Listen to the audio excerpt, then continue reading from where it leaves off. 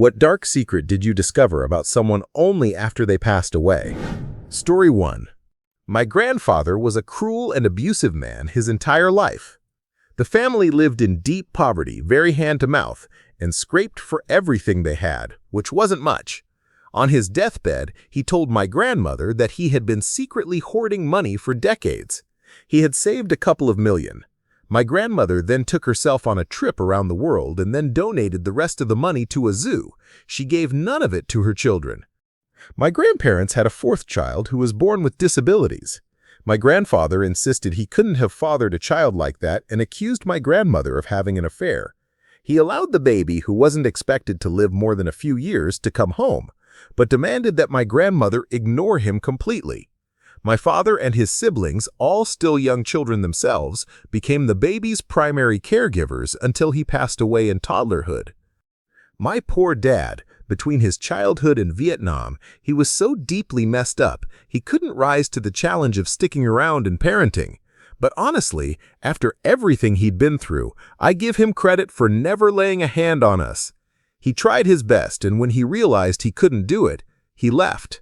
Turns out, my grandfather had decided the kids had everything they needed and kept up that lie for their entire lives. He denied them anything beyond the bare minimum: basic education, food, and clothing. My grandmother assumed he was drinking and gambling it all away, which he was, and on top of everything else, he remained physically aggressive to his children well into their adulthood. They were very large people. My grandfather was 6'7", and once threw my 6'6" father down a flight of stairs while we were visiting. My grandmother had a cry jar in the kitchen. In that house, if you cried, you had to cry into the jar to water the plants. Thankfully, we visited rarely, and eventually not at all, as my mom and dad wanted to shield us. When we were there, they didn't allow either grandparent to treat anyone badly. I only witnessed a few incidents myself, including one when my grandfather showed up trashed to my 5th birthday uninvited and started a fight, which my dad had to physically drag him away from. Still, 2 young cousins were living in that house, and my parents tried to stay engaged as much as they could for the kids' sake. My dad tried so hard to overcome what he'd been through, but eventually it was just too much. When my sister was little, she once hit the dog. My dad, who had never so much as yelled at us, grabbed a 2x4 and hit her with it. My mom said he immediately collapsed to the ground, sobbing. It wasn't planned, just a reflex. He was devastated. After that, he refused to engage in discipline ever again. She said that was the day he disconnected from all of us. He realized he was too broken and was afraid of what else he might do. A lifetime of abuse and 2 tours in Vietnam had ruined him. He was a big, tough guy in the 60s and 70s, and back then, you didn't go looking for therapy. He stuck around, trying to parent the best he could, but he ended up wasting so much of his life drowning his pain and working every moment he wasn't drunk.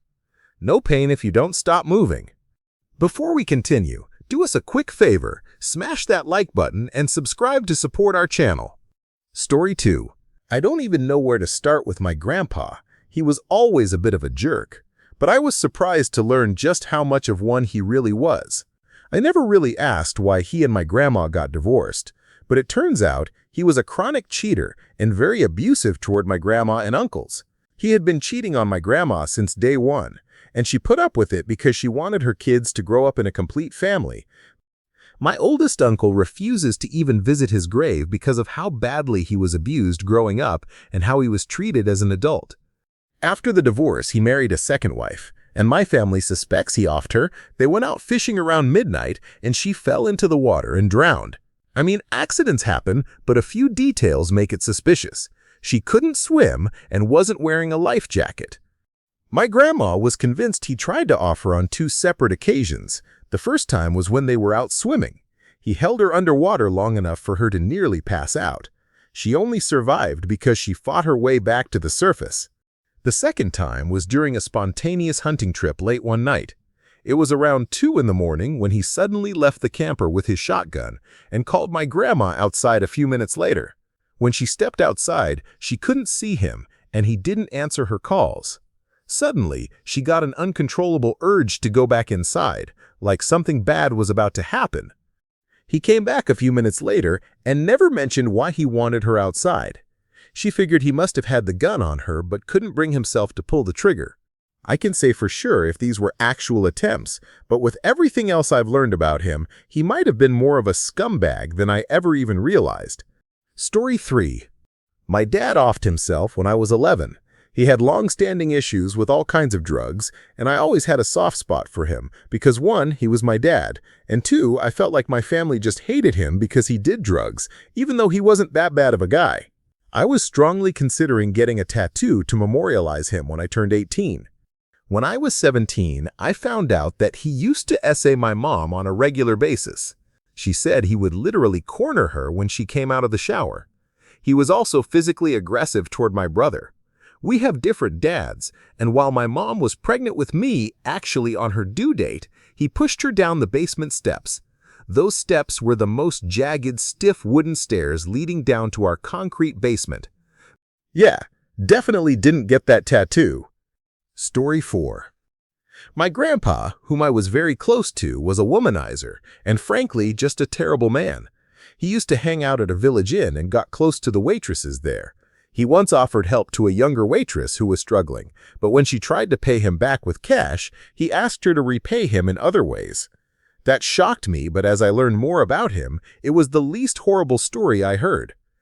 His first wife, my grandma, was diagnosed with breast cancer. Watching her painful, slow, and traumatic decline was hard for our family. He moved a bed into a different room and left her isolated in their old bedroom. He never supported or comforted her or her daughters. Instead, he brought other women home, openly enough that my mother and aunt noticed. I didn't learn the truth about him until after he passed away. I am glad my childhood with him wasn't ruined by these stories. I probably wouldn't have understood them then. Now the older me just says, screw that guy. Story 5. For much of my childhood, my mom helped an older woman named Mary with groceries, doctor's appointments, and other errands. It started as a charity effort through her church aerobics group in the 90s, but when the rest of the group lost interest, my mom continued on her own for many more years. Mary's family was troubled, poor, and dysfunctional, with several members struggling with addiction or instability. Her great-granddaughter even lived with us for a time, and my mom did something for or with Mary 3 to 4 times a week. When Mary passed away a few years ago, my mother attended her funeral and met Mary's sister for the first time. They got to talking. My mom had known that Mary had been married and widowed twice. What she didn't know was that Mary's first husband had been a gangster and that he passed away after Mary took his gun and offed him. She managed to avoid prison by being committed on mental health grounds and ended up meeting her second husband while institutionalized. A few add-ons. Although it wasn't stated explicitly in the version I heard, there was an implication that Mary's first marriage was abusive, not a stretch to imagine, given that her husband was a Baltimore mobster in the 1940s. According to her sister, one day he was getting picked up by his friends to go do mobster things and had left his holster and pistol inside. He told Mary to go get it, and she did, then offed him with it in broad daylight outside their house. Apparently, she had always been a talented actor and manipulator, which tracks and put on quite a performance at the trial. Hence the very light consequence. Story 6. Last Thanksgiving, I went out to smoke a cigar with my papa. We talked about my great-grandfather, his father, Pops, and eventually about Pop's marriage to my great-grandmother, Ma. They were always the sweetest people, clearly deeply and unconditionally in love. So you can imagine my surprise when Papa told me that Grandpa Pops offed someone and dumped it in a bayou. Even more shocking, the man Pops offed was Ma's lover. While Pops was away at war, Ma had met a man she liked and planned to leave with him to California, taking the 3 kids along. When Pops came home, Ma told him the plan to keep the family together. So Pops and his brother offed the man. Apparently, Grandma thought this was romantic. They stayed together until they passed away, smitten with each other to the end. The strangest part was how casually Papa told the story. I guess he was grateful in a way since it kept the family together. Weird. Story 7. My mother passed away unexpectedly in April. A while later, my cousin and I went through her jewelry box. My cousin was looking for some rings our grandmother had inherited from her sister, which my mother had kept. While searching, I found a bracelet with the name Ralph carved into it. We have no one named Ralph in the family, and my parents married young, 19 and 22, so there were no old loves either. I asked my dad about it, and he just shrugged. Shortly after, I found a pendant with the zodiac sign Virgo on one side and Ralph 8.9.77 on the other, a date 4 years before my older brother was born. I knew my mother had a miscarriage during her first pregnancy. She once told me about it when my best friend was pregnant with her first child, and it sounded like a typical first trimester miscarriage. When I asked my father if Ralph could be that miscarriage, he just said, "But we never even got to see him." It turns out my mother had a stillbirth, not a miscarriage, and she mourned that baby boy she never got to hold secretly. I can imagine my father having the empathy to name a baby he never acknowledged. There are so many things I wish I could ask and tell my mother now.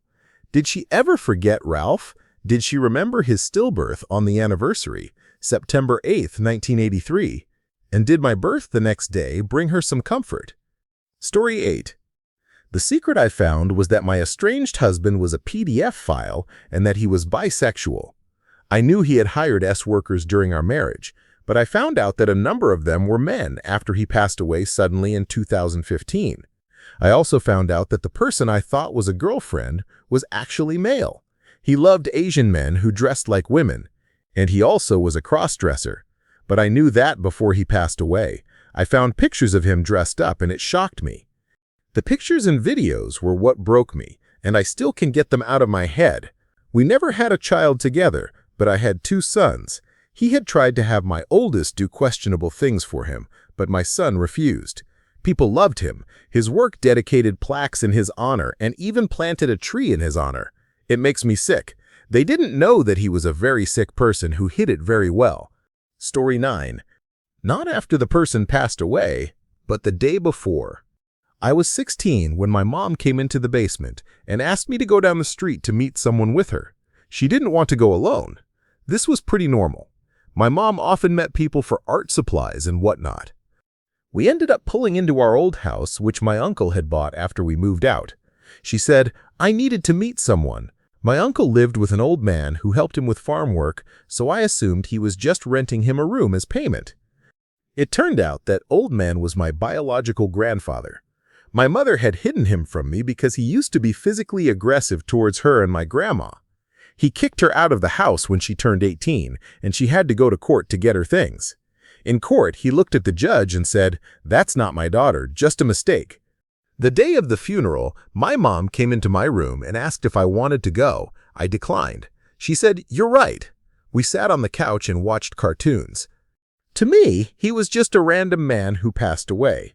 He may have been my biological grandfather, but it wasn't my real grandpa. My real grandpa was one of the best men I've ever known. Story 10.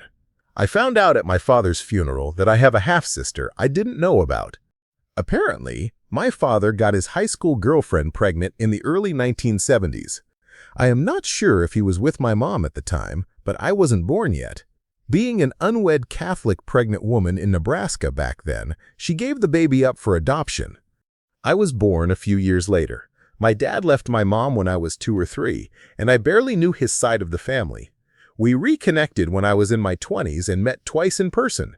The first time, he got drunk and my uncle had to help him home. When my dad passed away about 8 years ago, I went to the funeral out of respect and to meet most of my family.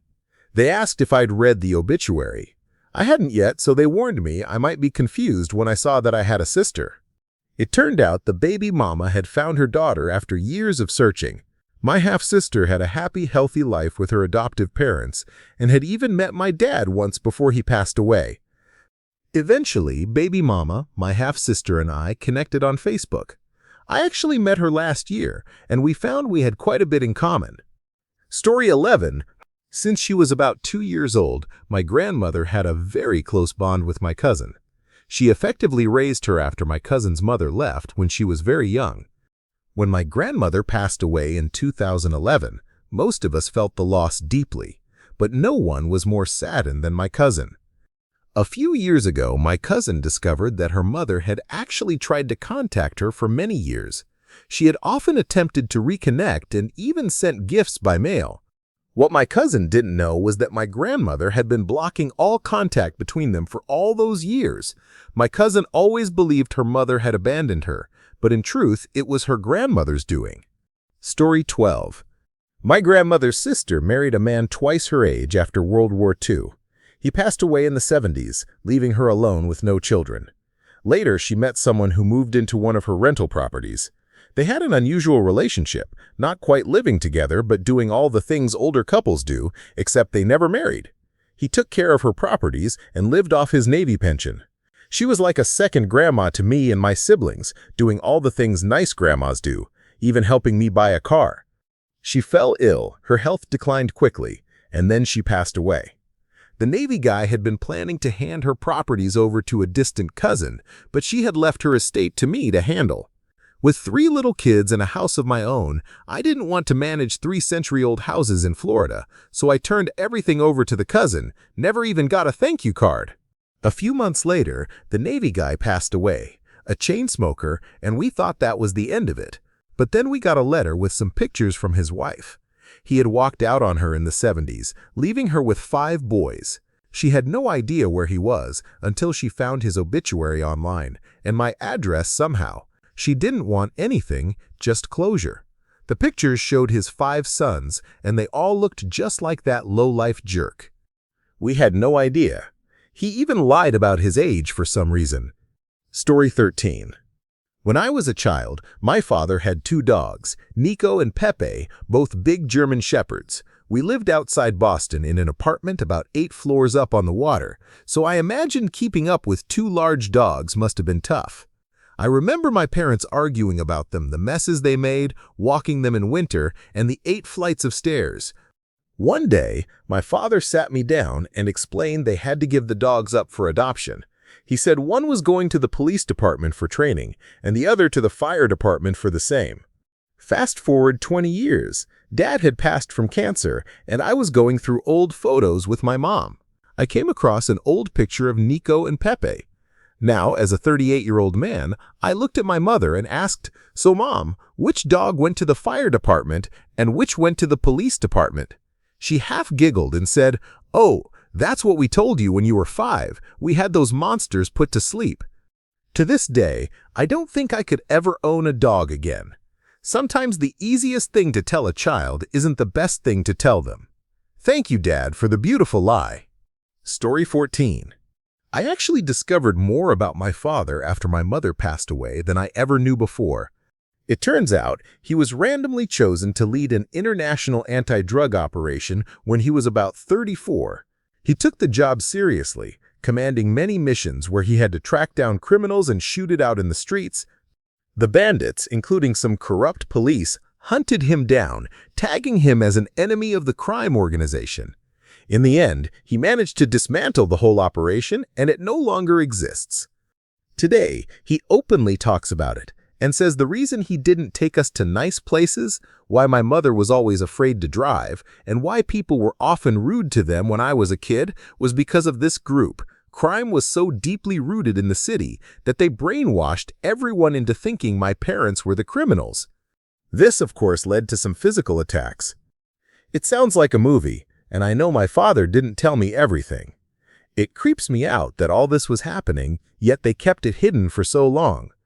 I was just a happy kid, and I only learned about all this after my mom passed away. Story 15. I found out my mom's family was involved with the Italian mob in Chicago.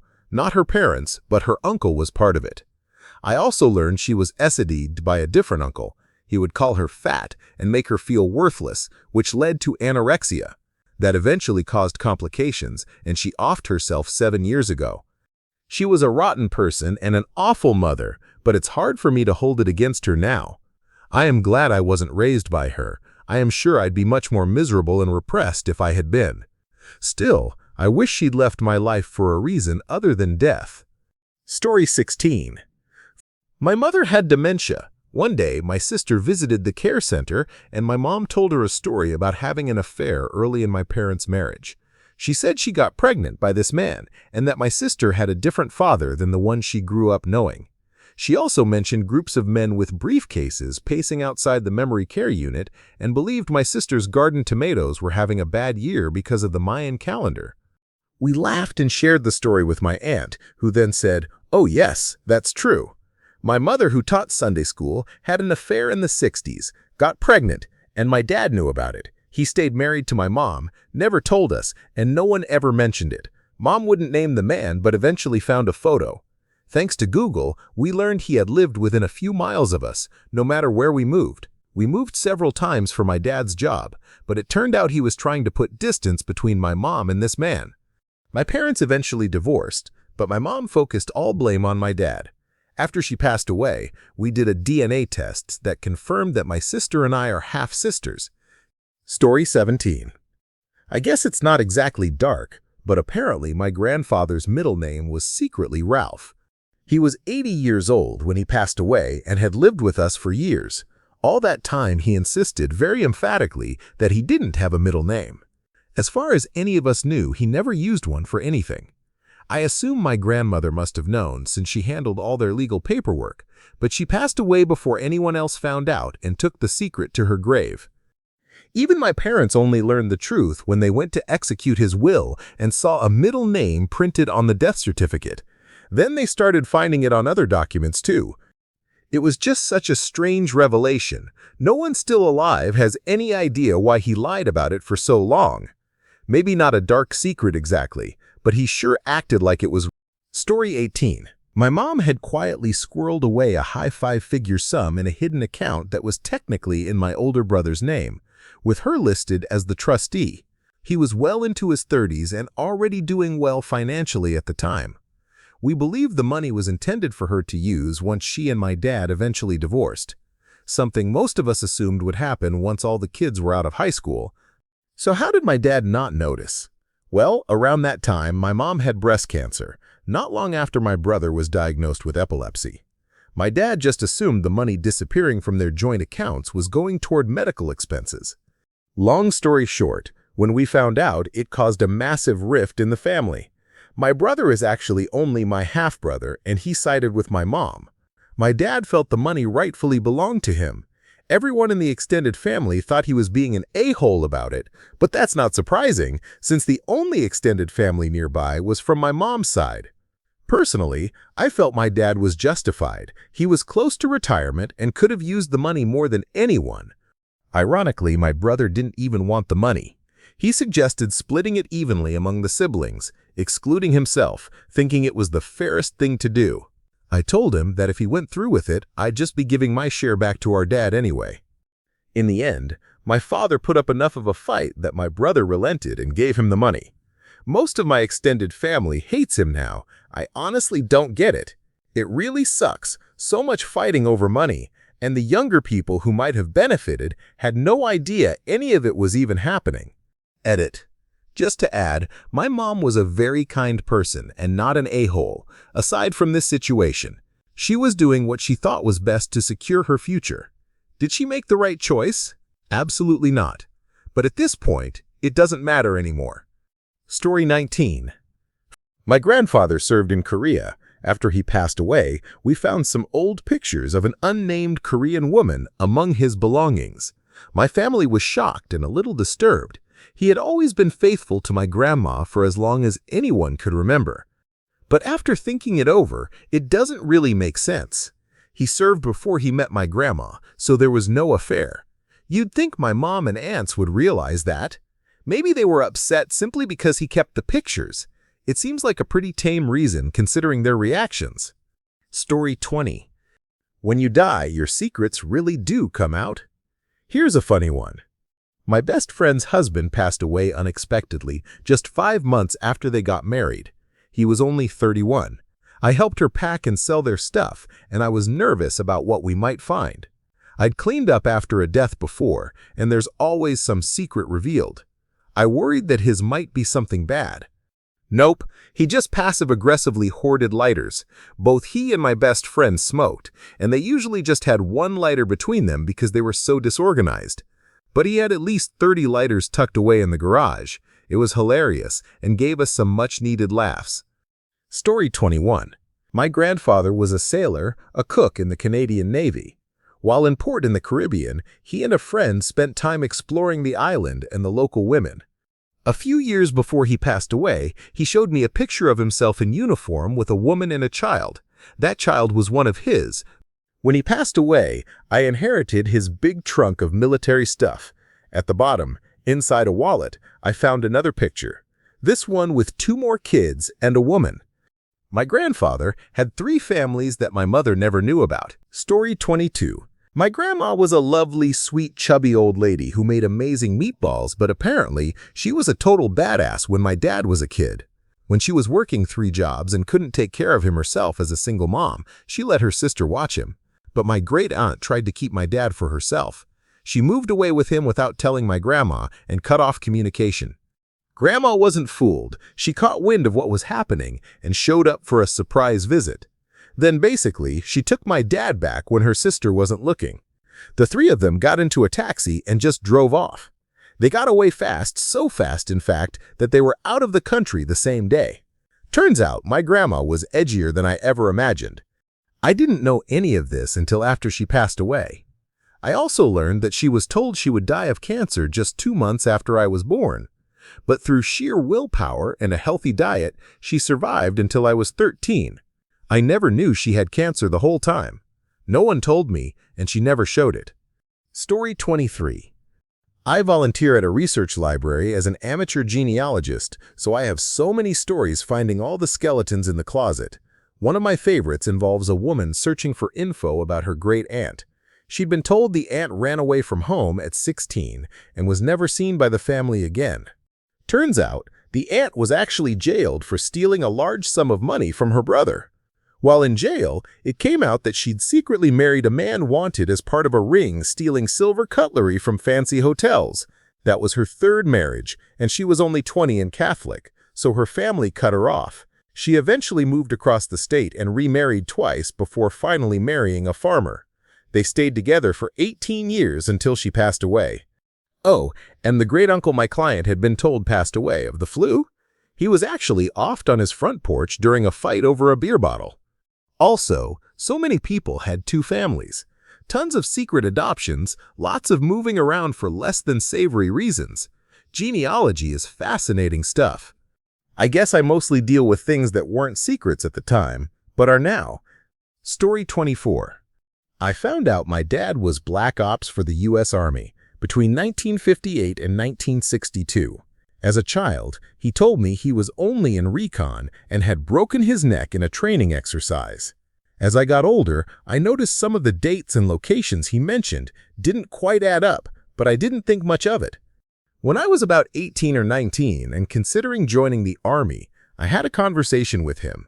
He ended it with something like, "In the service, they'll tell you to do something, and you just do it."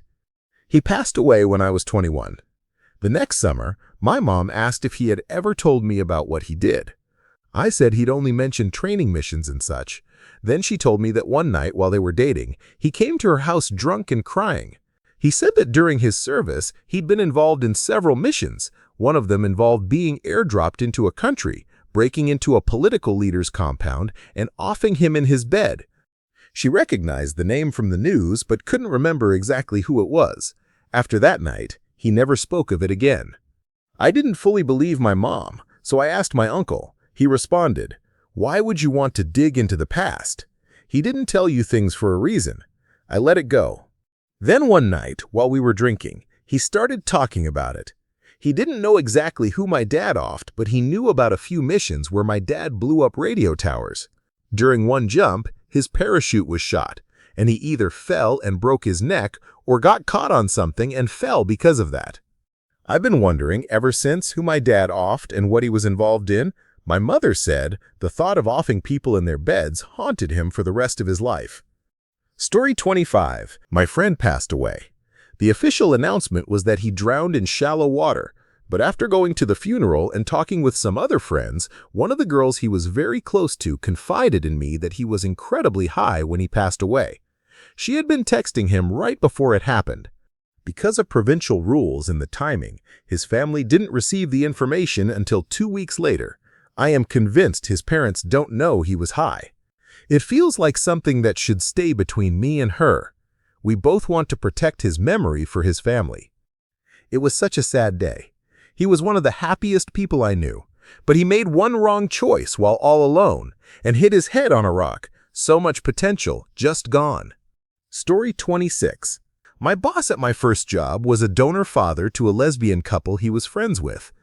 He married later in life, and over the 8 years I knew him, I gathered that he and his wife had tried to have children together, but it never worked out. A few months after retiring, he was diagnosed with cancer and passed away less than a year later. When his obituary was published, it mentioned a daughter. It was also brought up again at the funeral. He had only shared this with a few people, despite maintaining a relationship with his daughter for 10 years and traveling regularly to see her. Story 27. Both of my grandfathers were terrible men. One was a high-level manager at a plastics company who frequently flew off to Jamaica to have affairs with his many secretaries. The other abused his wife so severely that she ended up in and out of hospitals, including a stay in a psych ward after a mental breakdown caused by the misery of living with him. On top of that, many of their relatives were involved in the Klan. I even found photo albums with relatives dressed in Klan robes in front of the White House in 1928. Neither couple divorced. That just wasn't something that happened in the area I am from back then. My family's history is pretty awful. Story 28. My grandfather on my mother's side was very abusive. He yelled at and insulted my grandmother, and my mom was incredibly sexist and a drunk. He spent most of his life as a cop in a small town, where he also abused his power. After he passed away from a combination of cancer and multiple sclerosis, I learned more about him from a family friend. Apparently, my grandfather most likely had autism. He was bullied terribly in school and mocked as Dumb Dale. He only got a job in the police department because someone vouched for him after graduation. The childhood abuse and possible mental disabilities don't excuse how he treated my mom and grandma, but they do help me understand him a little better. Story 29. My great-grandfather was an Irish immigrant who served as Pershing's aide-de-camp in World War I. He later became an accomplished jurist with landmark decisions that law students still study today.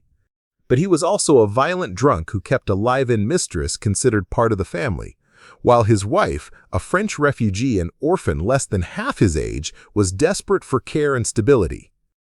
I recently read his wartime diary. He started as a platoon commander, later led a company, and was eventually transferred to Pershing's staff. He witnessed dozens, perhaps hundreds, of men under his command pass away. You can see him change through his entries. I don't know if his behavior will ever be forgivable, but it made me sad to realize that this great monstrous man was really just a man afflicted by PTSD and survivor's guilt, chasing any kind of release he could find. He treated his family horribly, but maybe it didn't have to be that way. Story 30.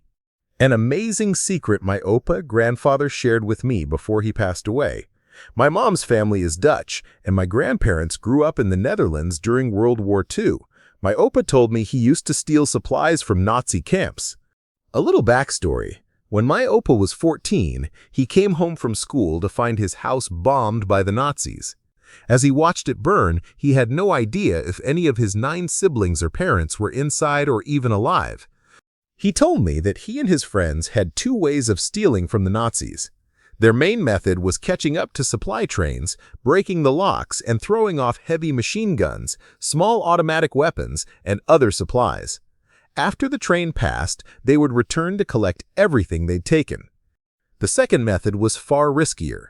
They would send their prettiest girls into the Nazi camps to distract the guards, while my Opa and his friends snuck in the back to steal guns or whatever else they could find. When I asked him what they did with all the guns they stole, my Opa told me they went hunting rabbits with huge machine guns. After he passed, I was telling this story to my older brother, and realized we got told different versions. My brother said that Opa told him they actually sold the stolen guns on the black market, which honestly makes a lot more sense. Story 31. My grandma had a secret daughter she gave up for adoption in her late teens before starting a family with my grandpa. She would occasionally travel out of state to visit her daughter without telling anyone in the family, including my grandpa. We only found out because my mom, who's really into genealogy, noticed a name connected to my grandma on her Ancestry.com account that didn't seem familiar. My mom sent a message asking for more information, and it turned out the woman's adopted daughter had set up the account, hoping to find her birth family several years after my grandma had passed away. We learned that shortly after graduating high school, my grandma was dating a sailor from the Midwest who accidentally got her pregnant. When she called to tell him, he said he was married and couldn't raise a child with her. By then, she had told her parents, and they decided to send her to California for the summer to visit family, which was really so she could have the baby and place it for adoption. Not long after returning home, my grandma met my grandpa. They married and went on to have 3 kids. Meanwhile, her daughter was raised by a family friend in California. Eventually, my grandma began traveling to Southern California from time to check in on her daughter, send money, and make sure she was doing okay. Since she was with a family friend, the visits didn't raise suspicion. By then, my grandpa was an alcoholic in poor health and probably didn't pay much attention to what was happening. It's wild to think that her daughter knew all about my grandma's family back home, aware she had siblings, yet no one knew she existed. That part feels so dark to me. It breaks my heart to think my grandma felt this was something to be ashamed of. And to imagine how my aunt must have felt, knowing she was the unplanned, unwanted child who had to be kept hidden from the rest of the family.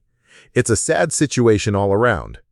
But it was a blessing in disguise. After my grandma passed, we gained a new family member, and she looks so much like my grandma that it's almost like having a small piece of her back in our lives. Story 32. My mom wrote many letters and notes, maintaining an amazing correspondence with people all over the country. As a social worker turned minister and all-around good person, she earned a lot of trust, and people wrote to her for help, advice, or simply to be heard. These weren't her dark secrets, but the struggles of others who reached out to her. Of course, I read them all when I found them. Looking back, maybe I shouldn't have, but it made me realize a lot about others and the kind of woman my mother was. Many letters spoke of cheating, addiction, regret, self-offing thoughts, and severe depression, but there were also many thanking her for taking the time to listen or keep in touch. I found the letters in storage boxes she used like filing cabinets after she passed away, while I was cleaning and going through her things out of boredom. Story 33. It turned out that my mom's years of lingering weakness, migraines, and joint pain weren't from an illness, but from internal injuries and broken bones caused when her drug-addicted son beat her badly after she refused to give him money. Strangely, she had largely cut off her eldest daughter, who was also a meth user. The behaviors she couldn't stand in her daughter, neglecting her child, going to jail, stealing, were somehow forgiven in her son, and her daughter never physically harmed her. Favoritism is a strange and painful thing. Story 34. My uncle passed away when I was 8 years old. It wasn't until I got older that I learned he had some serious mental health issues. My grandma coddled him when he was young because he got sick easily, and my family thinks that made him very shy and socially awkward. It got worse over time. He never lived on his own and always stayed with her. He lived with us for the last few years of his life before dying of a heart attack. My brother told me he was a full-blown schizophrenic. He would make strange noises while driving, and when asked what he was doing, he'd say odd things like, "I gotta fight them off." When my brother later asked who they were, he said he was the only one who could see them and had to beat them to keep everyone safe. There were other strange behaviors too. It was a huge shock to hear all this years after he passed away. When I was younger, I didn't think much of him and never imagined he was struggling with something so intense. Story 35. Here in Italy, my grandparents had an old, grumpy man living next door. He became wealthy during the economic boom of the 1960s in Piedmont, when my town grew rich thanks to a factory connected to Fiat. He started a catering company, preparing meals for weddings and parties, one of the first of its kind in the middle-class town, and became quite successful. His wife passed away in the 1990s, and he lived alone for many years. My grandparents always said he was the typical grumpy old man, complaining, stingy, and greedy. When he passed away suddenly, his nephews and relatives from Turin came back for the funeral. Afterward, they searched for money or a will but found nothing in his house or bank accounts. His daughter, who was close to my mother as they grew up next door and played together, later told my mom that she had done some research with help from townspeople. It turned out the grumpy old man had quietly donated to many charities and organizations supporting the poor for years, all while making everyone believe he was jealous of his treasure. That discovery really changed how people saw him.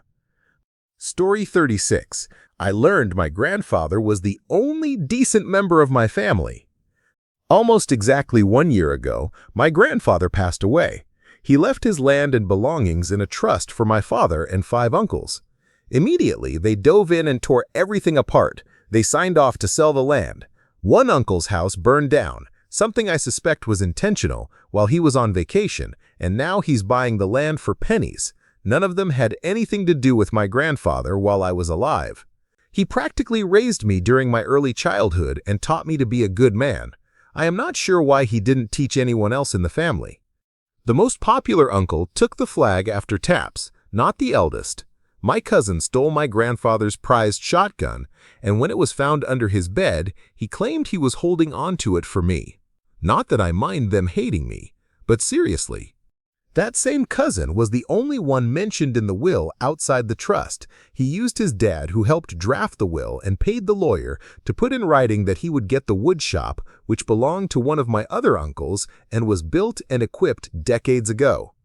The family was about to throw away my grandfather's canoe. I love canoeing, so I asked to have it, saying I wanted to go canoeing with my grandfather in spirit. Being an honest man, I wasn't just going to take it. Suddenly, it became a prized possession. My grandmother had passed away months earlier. They didn't even give her a service. Nobody talked about it. One uncle showed some interest in my grandfather afterward, taking him to lunch. My father, at least, was giving him wood for the stove, cleaning up the property, and basically dedicating his life to my grandfather. I was handling most of the bills. While my grandfather was on his deathbed, my father visited early one morning on his way to work. I arrived around noon, only to find my uncles talking badly about my dad for not being there and asking me why he wasn't. They all mocked me for being young and not really knowing my grandfather at his funeral. But he raised me. I may not have known who he was 40 years ago, but I sure as hell understood who he was in his later years. Meanwhile, they're all screwing each other over and then forgiving each other because it's family. You have to love each other, except me and my father. No one's forgiving us for saying this was wrong. I am legally changing my name when I moved to a new state. It's strange. I had so much pride in my last name all my life, so much pride. I thought I was a better man because of it. Then, when my grandpa passed away, I realized I just had pride in him. Story 37. In my mom's village, there was a man in his 50s, very kind, always greeting people while walking his dog, running his own business with a wife and 2 sons, a model citizen. Then one day, out of nowhere, he had a heart attack and passed away. Because he was well-liked, many people came to his funeral, and his grave was covered with flowers and wreaths.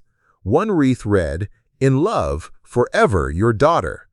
It turned out he had a second family on the side. All those business trips were actually visits to his girlfriend and their daughter. He had kept this secret for over 20 years.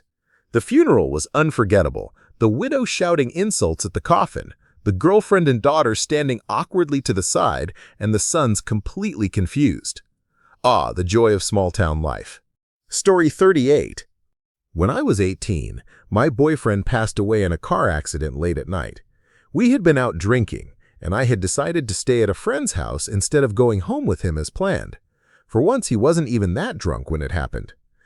He was super flamboyant, always telling wild stories and knowing all kinds of interesting people.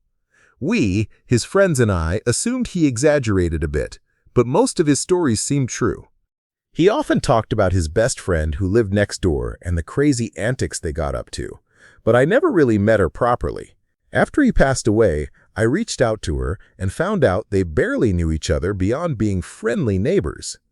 In the weeks that followed, it became painfully clear he was a compulsive liar, and almost everything he said was made up. It hit me hard. Not only had I lost my best friend, but I had no idea who he really was. Not super dark, but definitely jarring to realize someone you love has been lying to you for 4 years. Story 39. My great-grandma is still alive at 98, but she's lost her mind and lives in a care facility. When she finally moved there, my grandma and her siblings went through her things. All my grandma's life, her mother, my great-grandma, told her that her father, who traveled a lot for work, didn't love the kids and was a bad father. She was probably just bitter that he was gone so much, but she made it clear the kids were unloved. Still, my grandma always said that when her dad came home, it was the best time ever. He was fun, happy, loving, and always brought presents. But because of how her mother portrayed him, she felt abandoned and betrayed. My great-grandpa passed away in an accident when my grandma was 17. She went to the funeral, and that was it. Her mother kept speaking badly of him for as long as she could remember. Then, while sorting through my great-grandma's house, my grandma found a box full of hundreds of cards and letters her dad had written while traveling. They covered her entire childhood and were full of kindness and love. It was clear he was a good man and a devoted father with a demanding job. My grandma was crushed. She has refused to speak to or visit my great-grandma since and doesn't plan to attend her funeral. My great-grandma turned out to be a bitter, mean woman. Thank you for watching. If you enjoyed this video, be sure to give it a thumbs up, subscribe, and hit the bell icon so you never miss an update.